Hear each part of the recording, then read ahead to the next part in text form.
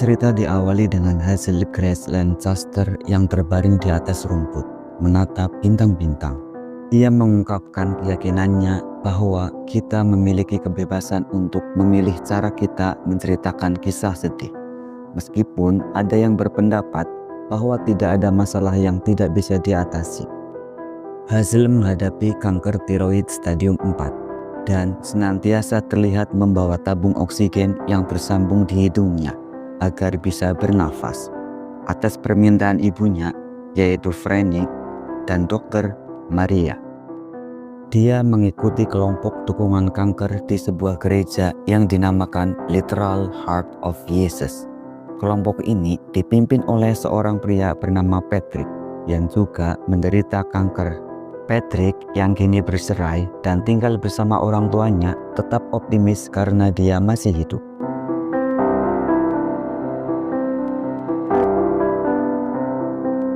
Franny berharap Hazel bisa berteman, tetapi seperti yang diungkapkan Hazel, satu-satunya hal yang lebih menyedihkan daripada menderita kanker adalah memiliki anak yang menderita kanker.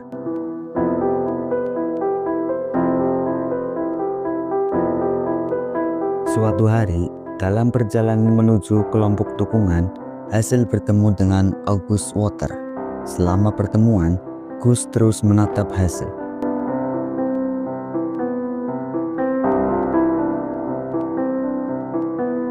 Patrick awalnya menghubungi teman Gus, yaitu Ishak, yang memiliki tumor di matanya dan kini menggunakan kacamata.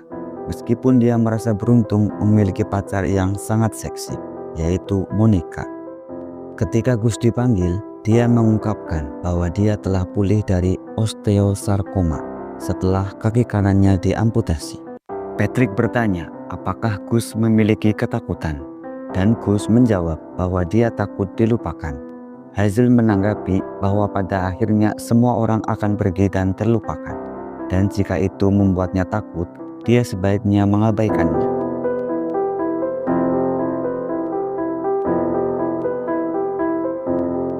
Setelah pertemuan, Hazel menunggu ibunya, dan Gus keluar untuk berbincang dengannya. Mereka melihat Ishak dan Monica berciuman.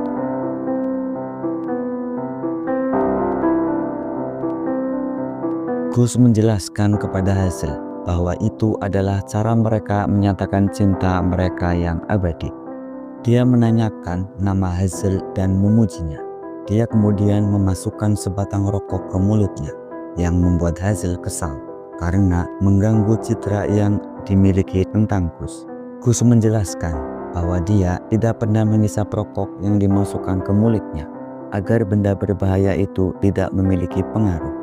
Dia mengundang Hazel untuk menonton film bersamanya. Saat Gus mengemudikan mobilnya dengan seroboh, dia menanyakan tentang pengalaman kanker Hazel.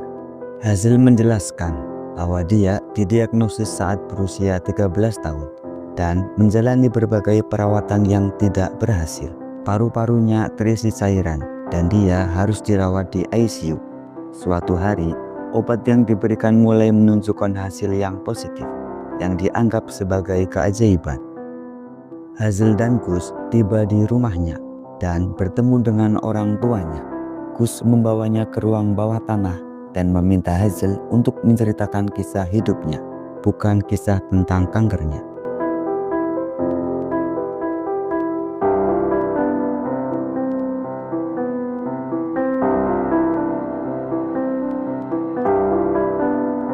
Hazel menyatakan bahwa dia merasa biasa saja, tetapi Gus tidak setuju. Dia memberinya salinan buku favoritnya yang terinspirasi dari permainan video, yaitu Contain-sur-Games. Sebagai balasan, Hazel merekomendasikan buku kesukaannya, yaitu An Imperial Affliction, yang menceritakan tentang seorang gadis yang menderita leukemia.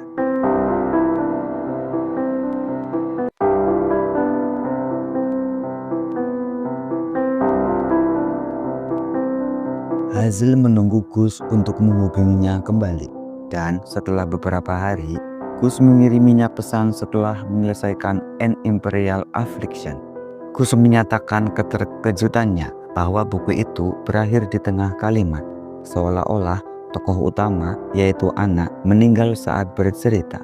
Hazel meminta izin untuk meninggalkan makan malam demi berbicara dengan Gus di telepon. Tetapi mereka terganggu oleh Ishak yang meratap di latar belakang. Gus mengundang Hazel dan dia mengetahui bahwa Monica telah memutuskan hubungan dengan Ishak yang kini mengalami episode psikotik. Gus membiarkan Ishak melampiaskan kemarahannya pada piala basketnya.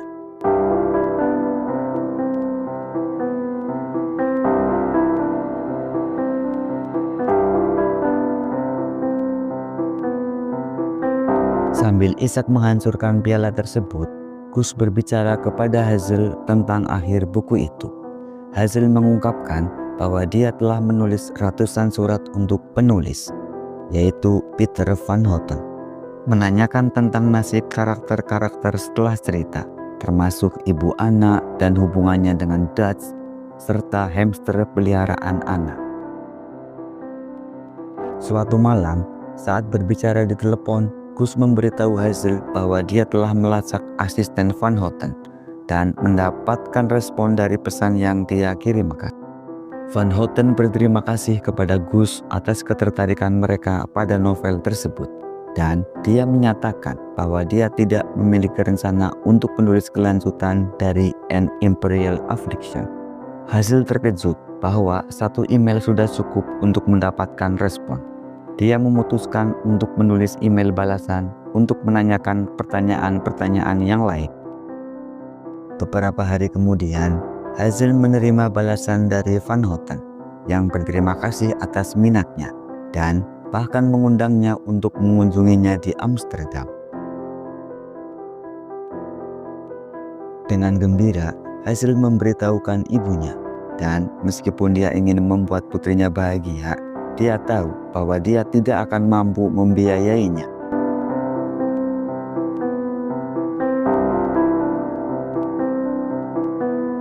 Hazel memberitahu Gus tentang undangan tersebut, dan Gus menyarankan untuk meminta bantuan Janice agar keinginannya dapat terwujud.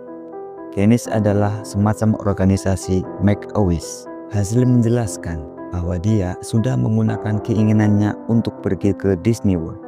Gus merasa kecewa karena dia menganggap itu sebagai pilihan yang klise.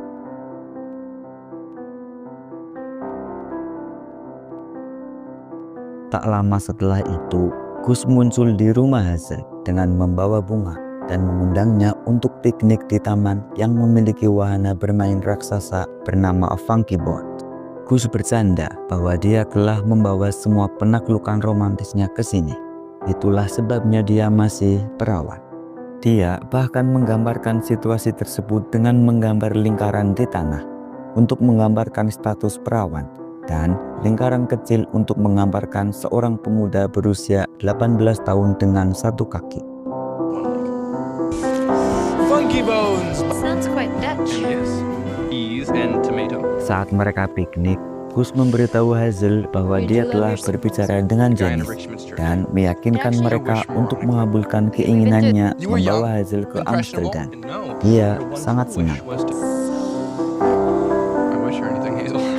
You guys have an interest in meeting the Smith Jeans, and they're all for it. Namun, Hazel terbangun di tengah malam karena kesulitan bernapas akibat paru-parunya terisi cairan. Orang tuanya segera membawanya ke rumah sakit, sementara Gus menunggu di luar karena hanya keluarga yang diperbolehkan masuk.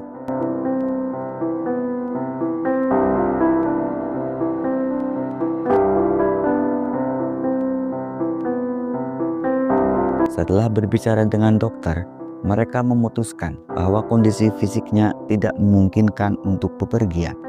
Hazel teringat kembali ketika dia berada di ICU saat masih kecil, di mana Franny memberitahunya bahwa dia bisa melepaskannya.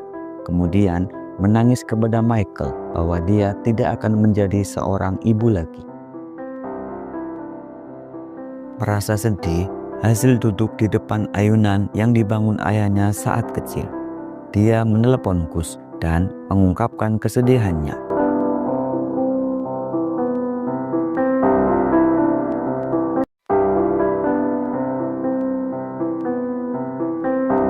Gus datang dan mereka duduk bersama di ayunan. Gus meyakinkan Hazel bahwa menjaga jarak darinya tidak mengurangi rasa sayangnya. Hazel membandingkan dirinya dengan granat yang bisa meledak dan menghancurkan semua yang ada di sekitarnya. Tak ingin menyakiti Gus, Hazel memutuskan untuk tetap berteman.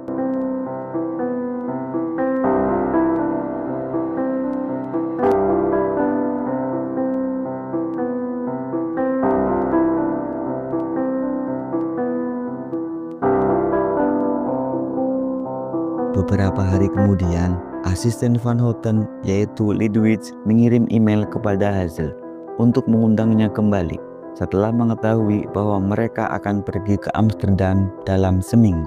Hazel menghubungi ibunya dan ibunya mengaku bahwa dia ingin memberi kejutan, tetapi mereka memang akan pergi ke Amsterdam. Hazel memeluk Franny dan mengirim pesan kepada Gus. Gus membalas, semuanya akan segera datang.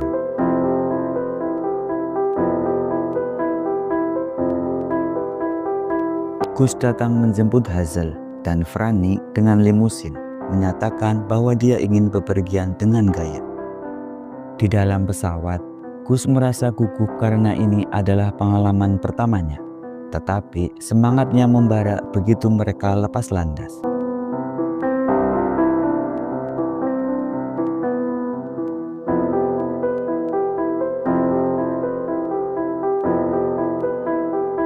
Hazel mengenakan gaun biru cantik yang diberikan oleh ibunya. Gus terpesona melihat betapa cantiknya Hazel. Hazel dan Gus menjelajahi kanal dan menikmati makan di restoran Belanda.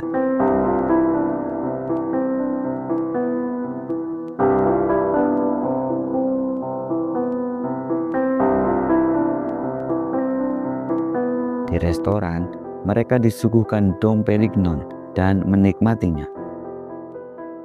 Saat makan malam, Gus dengan bangga menyatakan cintanya kepada Hazel, yang membuatnya tersenyum lebar.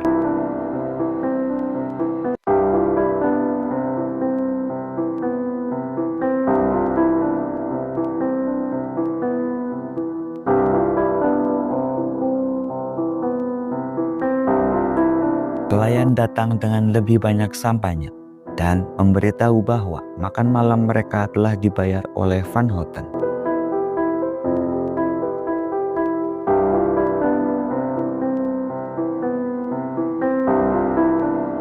Keesokan harinya, Hazel dan Gus pergi menemui Van Houten. Mereka disambut di pintu oleh Lidwitz, yang mengantar mereka masuk. Di seluruh lantai terdapat surat-surat penggemar yang belum dibuka. Mereka menemukan Van Houten mengenakan piyama dan minum whisky. Mereka duduk untuk bertanya, tetapi Van Houten malah mulai memainkan rap Swedia. Hazel mencoba mengajukan beberapa pertanyaan, seperti nasib ibu anak dan Dutch Tulipman. Tetapi Van Houten hanya menjawab dengan omong kosong filosofis. Gus bertanya, apakah Van Houten mempermainkan mereka? Dan dia memberikan komentar yang menyakitkan tentang kanker yang diderita Gus. Dia semakin memperburuk keadaan dengan menolak menjawab pertanyaan Hazel dan mengejek penyakit mereka. Dengan marah, Hazel dan Gus meninggalkan tempat itu. Van Houten mempertanyakan mengapa Hazel memiliki pertanyaan-pertanyaan itu, dan Hazel menyuruhnya untuk pergi bercinta sendiri.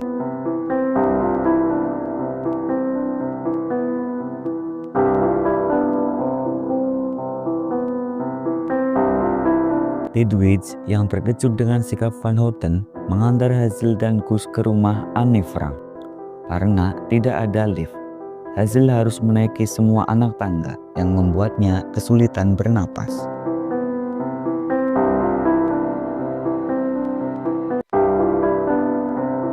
Saat mereka mendaki, mereka mendengarkan rekaman suara buku harian Anne Frank.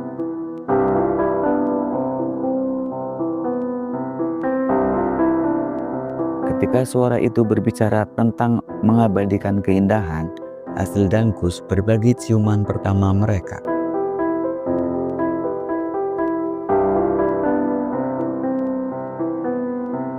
penonton, termasuk Lidwis, bertepuk tangan untuk mereka. Setelah itu, mereka kembali ke kamar Gus dan bercinta untuk pertama kalinya.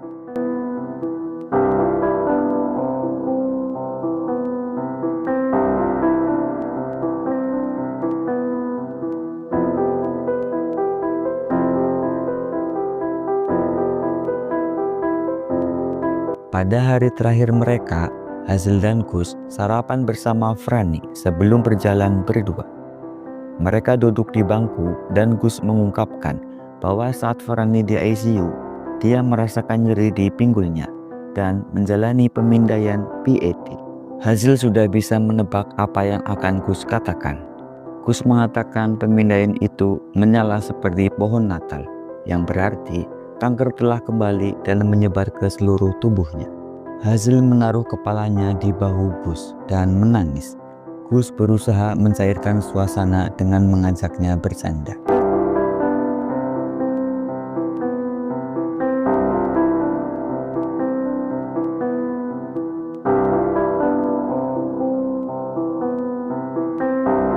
Hazel, Gus, dan Franny kembali ke Indianapolis dengan Michael yang menjemput mereka.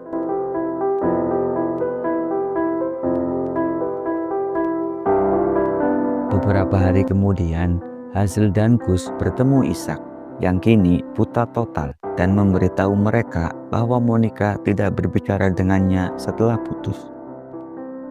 Untuk menghiburnya, Hazel dan Gus membeli telur dan pergi ke rumah Monica untuk melempari mobilnya dengan telur.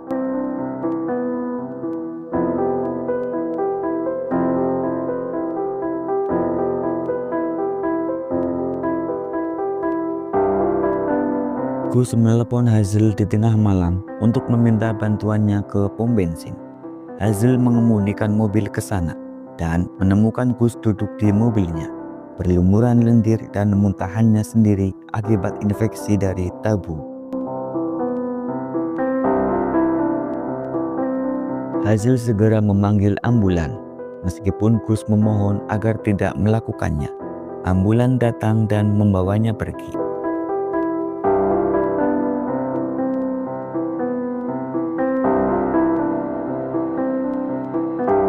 Gus menjalani perawatan lebih lanjut untuk kankernya hingga dokter memutuskan untuk menghentikan kemoterapi.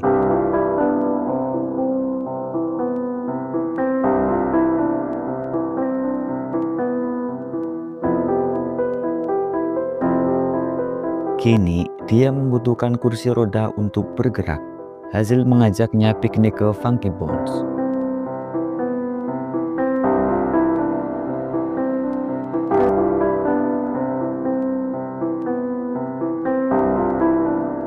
Dia mengungkapkan keinginannya untuk meninggalkan jejak di dunia sebelum meninggal dan kebutuhan untuk menjalani kehidupan yang berarti. Hazel merasa tersinggung dan mengatakan bahwa dia tidak perlu melakukan semua itu karena dia dan orang tuanya mencintainya, dan itu seharusnya sudah cukup. Dia menyesal dan mereka minum sampahnya. Gus menelepon Hazel malam berikutnya untuk mengundangnya ke Literal Heart of Jesus untuk sebuah pertemuan dan meminta pidato penghormatan yang ditulis oleh Hazel untuknya. Hazel bersiap untuk pergi, tetapi orang tuanya menghentikannya karena sedang menyiapkan makan malam. Hazel berdebat dengan mereka, menjelaskan bahwa dia akan pergi dan mereka akan sendirian setelah dia pergi.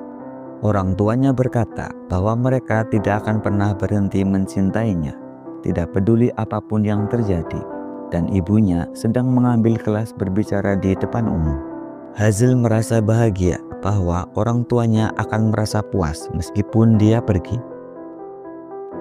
Hazel bergabung dengan Gus dan Ishak di gereja untuk acara pemakaman bagi Gus, karena dia ingin menghadiri pemakamannya sendiri. Ishak memulai pidato penghormatan terakhirnya dengan sedikit humor, tetapi berkata bahwa jika dia diberi mata robot, dia akan menolaknya karena tidak ingin melihat dunia tanpa Gus.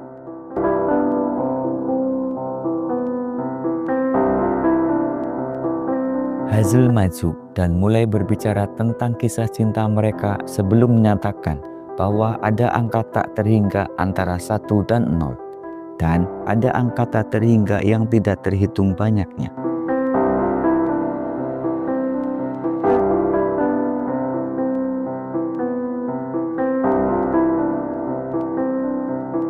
Dan dia bersyukur atas angka-angka tersebut. Mereka saling mengucapkan, "Aku mencintaimu," satu sama lain untuk terakhir kalinya.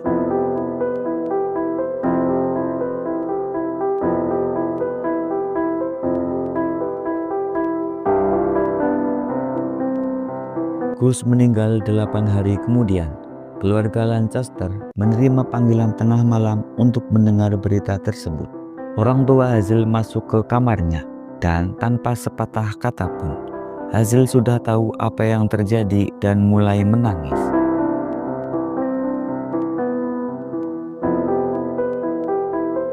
Dia mengenang saat menjalani perawatan ketika perawat memintanya untuk menilai rasa sakitnya pada skala 1 hingga 10. Hazel menjawab 9. Dan perawat menyatakan bahwa dia adalah seorang pejuang karena tidak menyebut angka 10. Dia mengatakan bahwa dia menyimpan angka 10 untuk situasi seperti ini. Upacara pemakaman diadakan untuk Gus.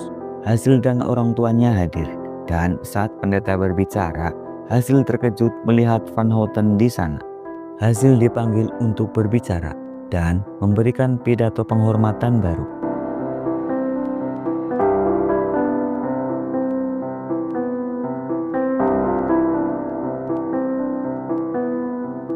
Setelah pemakaman, dia memutuskan untuk pulang sendirian, dan Van Houten memasuki mobilnya. Di dalam mobil, dia mengetahui bahwa Van Houten dan Gus tetap berhubungan sebelum kematiannya, dan Gus meminta Van Houten untuk menebus kesalahannya dengan mengunjungi Hazel dan menjawab pertanyaannya. Van Houten mengungkapkan bahwa karakter Anna terinspirasi oleh putrinya yang meninggal karena leukemia. Sebelum menyuruhnya keluar dari mobilnya, Van Houten memberikan Hazel sebuah surat yang dia remas dan buang. Dia melihatnya minum dari botol.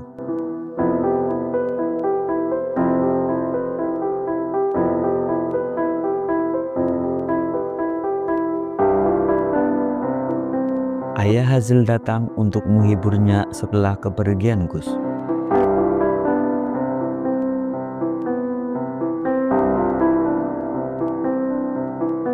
Kemudian Ishak berkunjung.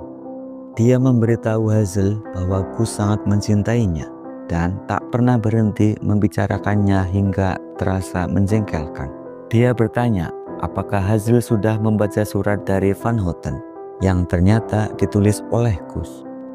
Surat itu adalah sebuah pidato penghormatan untuk Hazel yang ditulis oleh Gus. Suara Gus terdengar membacakannya, mengisahkan bagaimana dia melihat Hazel di ICU saat dia tidur, dan betapa dia memikirkan mereka berdua. Dia mengungkapkan kekagumannya akan kecantikan dan karakter Hazel, serta menekankan bahwa setiap orang bisa memilih siapa yang menyakiti mereka. Gus menyukai pilihannya, dan dia berharap Hazel menyukai pilihannya juga. Dia menutup suratnya dengan "Oke, Hazel Grace."